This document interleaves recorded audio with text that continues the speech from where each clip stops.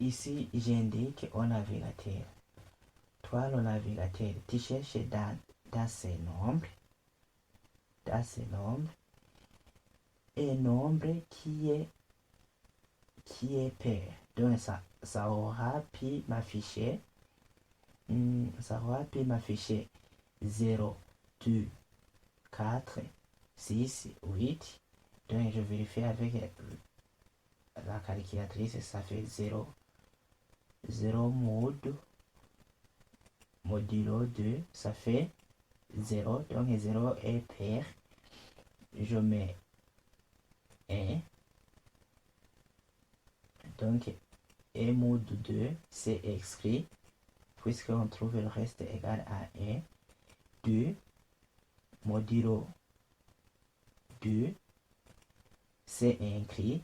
2, c'est un nombre pair. 3 modulo 2, je trouve 1. 3 est écrit.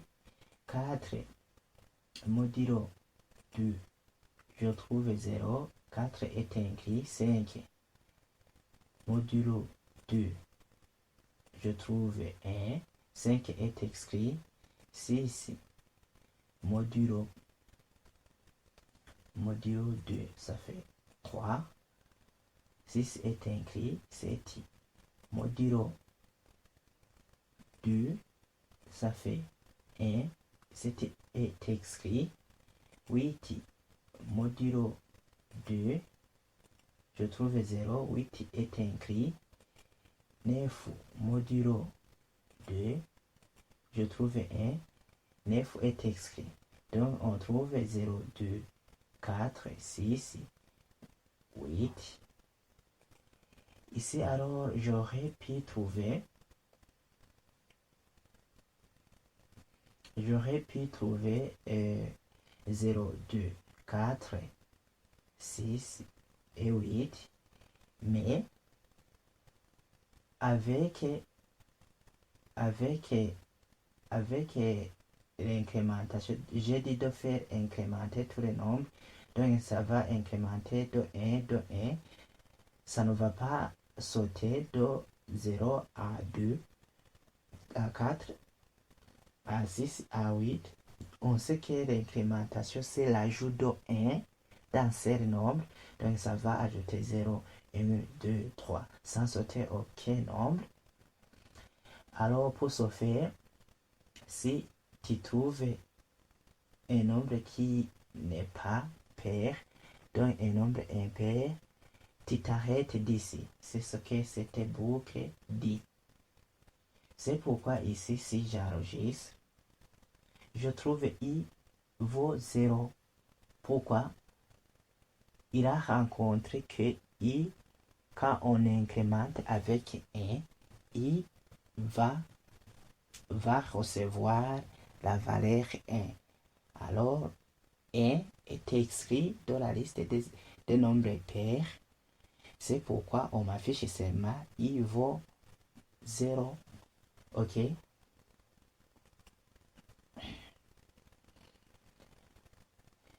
I est inférieur, tant que i est inférieur à 10, est logique et signifie toutes les deux conditions doivent être vraies.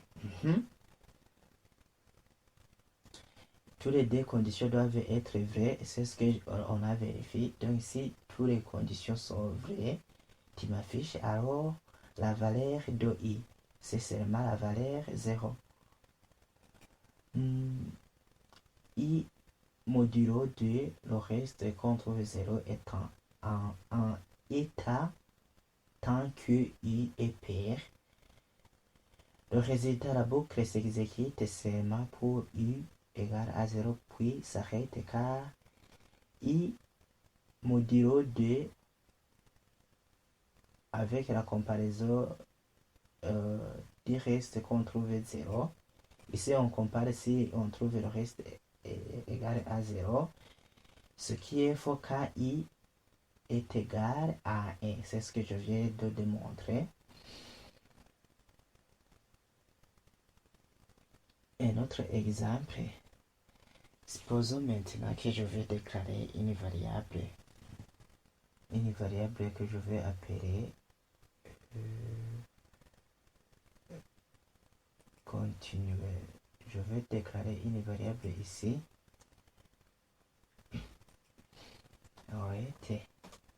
Continuer.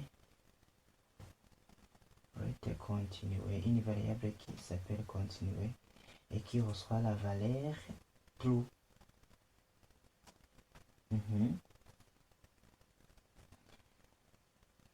Et on veut faire quoi?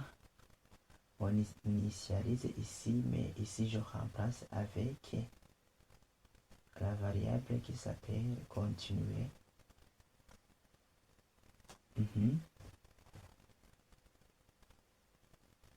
Avec la variable qui s'appelle continuer.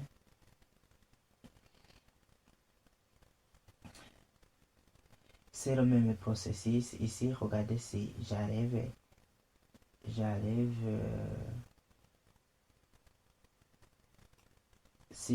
ici, le i qui se trouve ici, qu'est-ce que ça va m'afficher? Ça va m'afficher 10.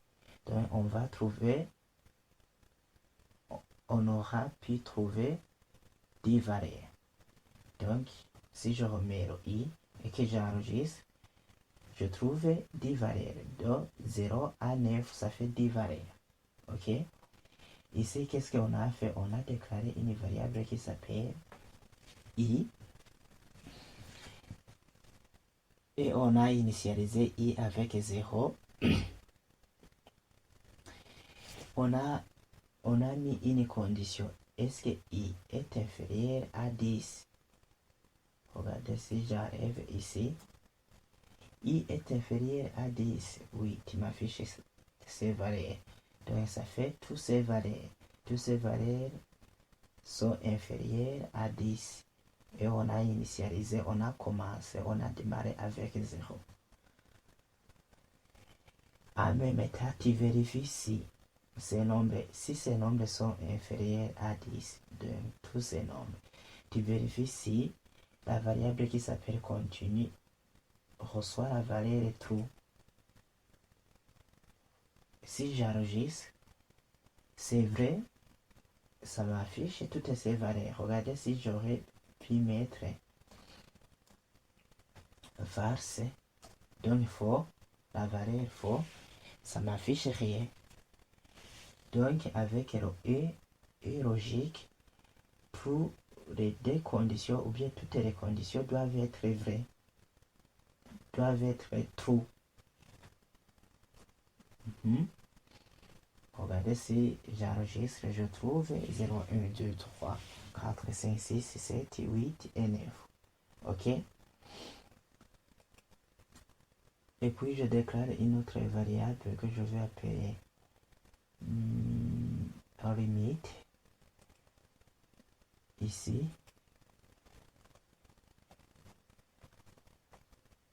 Je déclare une variable que j'appelle limite. Non, ce n'est pas limite. Je mets le mot créer let.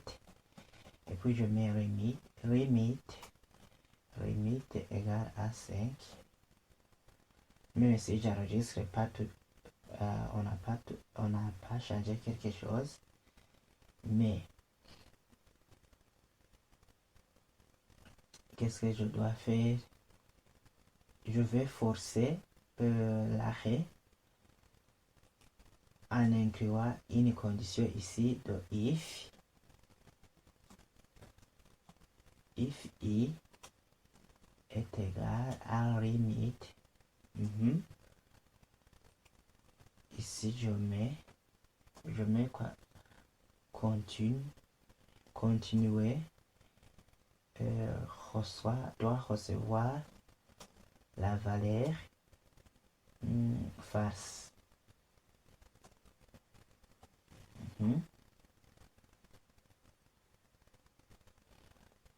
Ici, qu'est-ce que je viens de faire?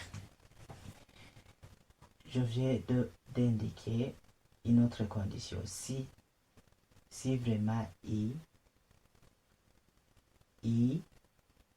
si vraiment i est égal à la valeur et le type de la variable limite. Quelle est la valeur de la variable limite? C'est 5. Quel est son type? C'est integer, puisqu'il ne contient pas de virgule. Alors ici, limite est égale à 5, donc cette valeur est égale à 5, c'est ici. Si tu trouves que c'est égal à 5, la valeur de continuer, je viens de faire la réaffectation. Je viens de lui donner une autre valeur. Si tu trouves qu'il est égal, changer ici limite avec 5, puisqu'on a donné limite qui reçoit la valeur 5. Ici, limite est égal à 5.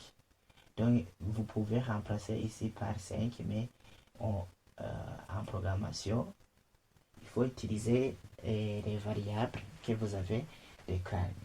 Donc, ici, i qui reçoit la valeur 5, i est égal à 5, i est égal réellement à 5, oui, avec son type, oui. Alors, je viens de faire la réaffectation de continuer.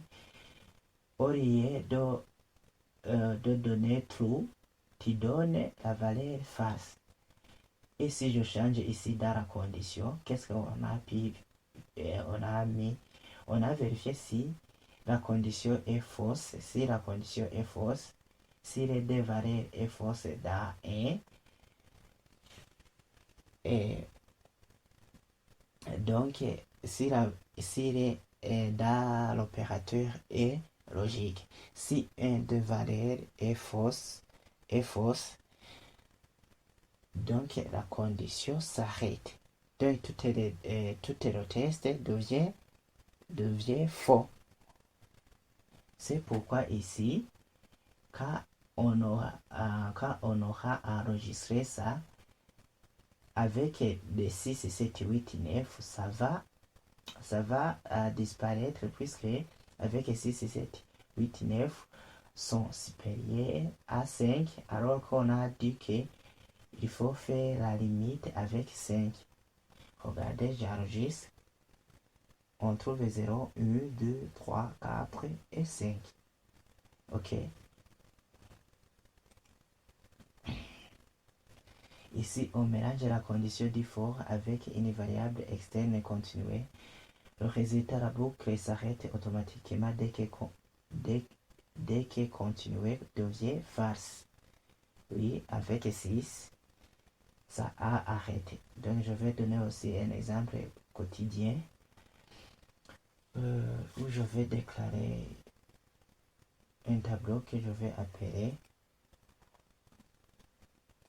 utilisateur. Je mérite utilisateur.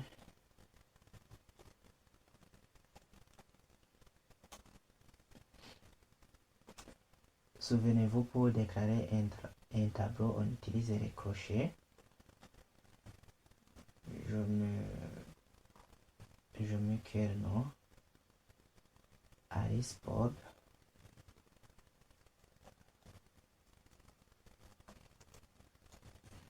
Alice Bob.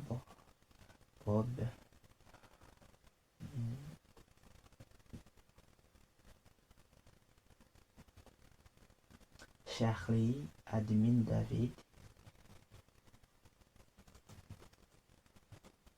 Charlie.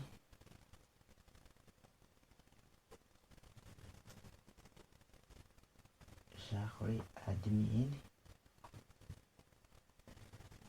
Charlie, admin. David. Charlie, admin David. Et je termine par un point virgule.